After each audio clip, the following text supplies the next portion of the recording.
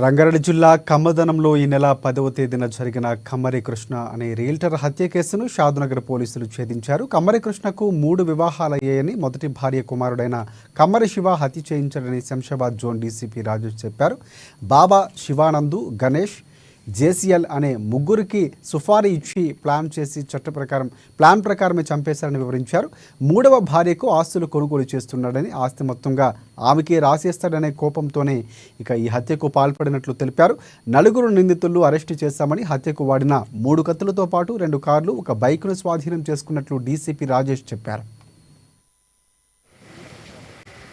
మన కమలానం శివార్లో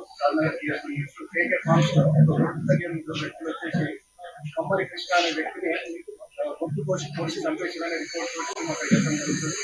వెళ్ళిన తర్వాత అక్కడ వాళ్ళ ఫ్యామిలీ మెంబర్స్, అదర్ వర్కర్స్ ఉంటారు. వాళ్ళ వైఫ్ కంప్లైంట్ వచ్చి కమ్మరి పావని ఆమె ఒకరి ఇంటివరకు ఆమె కంప్లైంట్ తీసుకున్న complaint line number 525 of 2024 under section 103 subclass 5 61 BNS and section 25 1B subclass AB arms act కింద కేసు రిజిస్టర్ చేసింది. అంటే వాళ్ళ ముగ్గురు కూడా పారిపోయేటప్పుడు ఒక పిస్టల్ తీసుకుని బెదిరించి పారిపోతారు. అందుకని ఆర్మ్స్ యాక్ట్ తయారు చేస్తారు.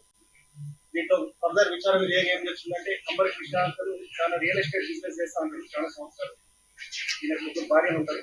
మొదటి భార్య పేరు విజయలక్ష్మి, విజయలక్ష్మి పెద్ద కొడుకు శివ, లక్ష్మి నెంబర్ 1.